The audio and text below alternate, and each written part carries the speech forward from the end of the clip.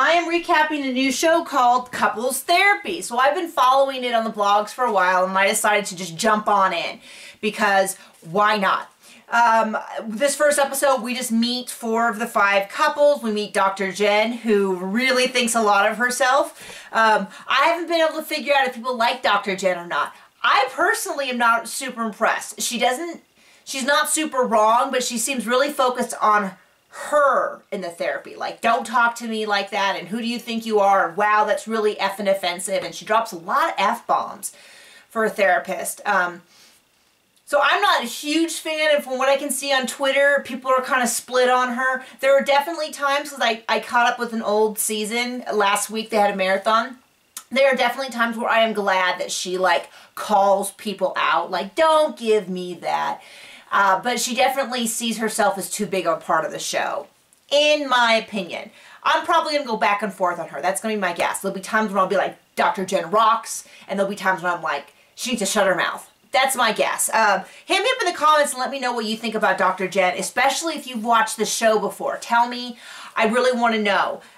Now, let's get into the couples. I'm not super familiar with any of them. I am familiar with Juan, Pablo, and Nikki. He's from The Bachelor. He didn't say I love you at the end. He didn't propose at the end, which in and of itself does not seem like that big of a crime. But I remember hearing about him long before that point. It seems, I Googled Juan Pablo controversy, and it seems like that was sort of the icing on a cake, but people didn't like him by that point, and that was just one more thing to throw on the pile of why he sucks. He seems like he's a narcissist, he's self-centered, he doesn't seem very considerate of other people, which is consistent with what we've seen so far in the episode. I guess some of the gals were like, just get me out of here, which is saying a lot considering shows I've watched like Flavor of Love, and what was the one with Bret Michaels? Like, you get into this thing and you get so focused on the competition and you're cut off from the real world, you can really kind of lose your mind. Who Wants to Marry a Millionaire or whatever? Anyway. So, and then he had the whole big controversy where they asked him if a gay bachelor would work. And I didn't see it when this happened. I heard about it, and when I first heard the question, I was like, I don't know if it would work. It's not as easy as just taking a concept and dropping it on something else. They were lucky that The Bachelor and The Bachelorette worked. But, you know, these shows, you can take it, you can pick it up, you can put it on another, make it, Top Chef, Top Design, Top Artist. Those 2 shows flopped, Top Chef works. I don't know why. So, would a gay bachelor work? I don't know. It might. It might be 10 times more, popular. It could flop. I don't know. But he found like the worst way to answer the question. And, he's been on 2 cycles of The Bachelor, so I kind of feel like there's really no excuse for him to be surprised that he said no, it wouldn't work because they're perverts, and then be like, well, why are people mad? That's kind of my feeling. Anyway, let's move on from him. I don't necessarily like him. I'm not that impressed with him. I thought he was good looking, then he started talking, and I was like, ooh, he's kind of a jerk. Dena and Chris. Dena's from Jersey Shore. I briefly saw her. I was like super sick one week, and I marathoned the entire Jersey Shore up to that point, which was, they hadn't gone to Italy yet. So I kind of know who she is, but not really. They have some issues with money because she has more money than him. And she's talking about how she wants to have babies by the time she's 30 because she wants to be a young mom. And I'm super sorry to tell you this, Dena, but 30 is not a young mom. That is not a judgment on older moms by any means. And there's a lot of reasons why I say that's not a judgment call. I'm just warning you now that if you say 30 is going to be a young mom, it's tough. 35 medically is an older mom, is an at-risk mom. And so if you decide, like, I'm going to have kids at 30, and so at 30 you start trying, and you have any fertility problems, it's really quickly before you know it, you're an older mom. And they're like, well, you might not ever have kids. And you're like, wait, what? So I'm just throwing that out there. Like, that's something to take into the, not that she's watching this, but there's my thoughts. Okay, Treach and Sicily, he's naughty by nature. She has 2 of his 6 kids. She wants to be an actress, and he was like, oh, I'm going to help you. And they seem to have some pretty severe problems. Like, I'm kind of surprised they're still together. They were fighting from the first moment, the whole time they've been there. That's most of the clips we've seen have been them fighting. I understand her frustration.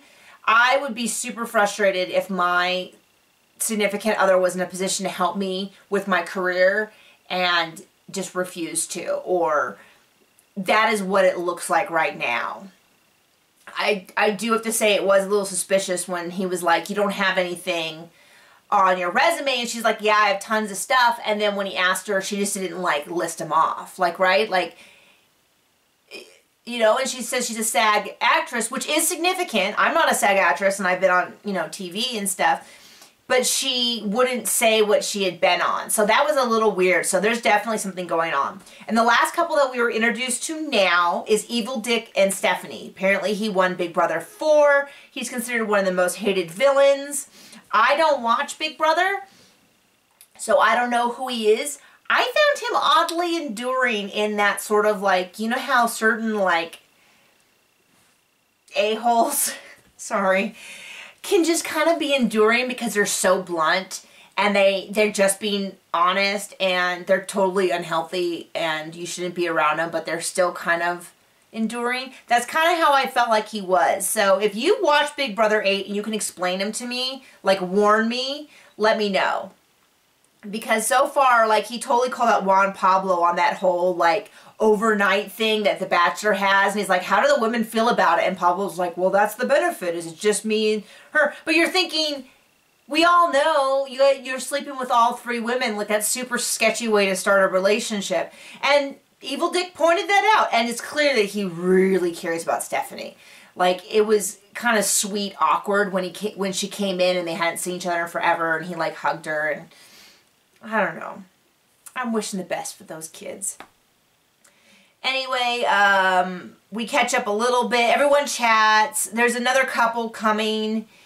We know it's Jenna Jameson, who to me looks completely unrecognizable. Completely. Not that I'm really familiar with her. I just know her from her time with Jesse James, the motorcycle person. You know, her picture pops up here and there. And I don't even recognize her as being the same person. She looks oddly gaunt. Not that I have any problem with people's, you know, I normally don't comment on people's body, but you know when you look at someone and you try to resolve them with whatever image you had in your head, and you just can't get the pieces to line up, that's kind of how I am with her. It's not that she looks wrong, it's just I can't resolve it with whoever I knew previously. And just the previews of her behavior are bizarre. You know what I mean? Like, non-human. Anyway, that is my opinion on couples therapy. If you watched the show before, if you've watched any of these couples on TV, you can add anything to the discussion, any hints, hit me up in the comments. Looking forward to hanging out with you.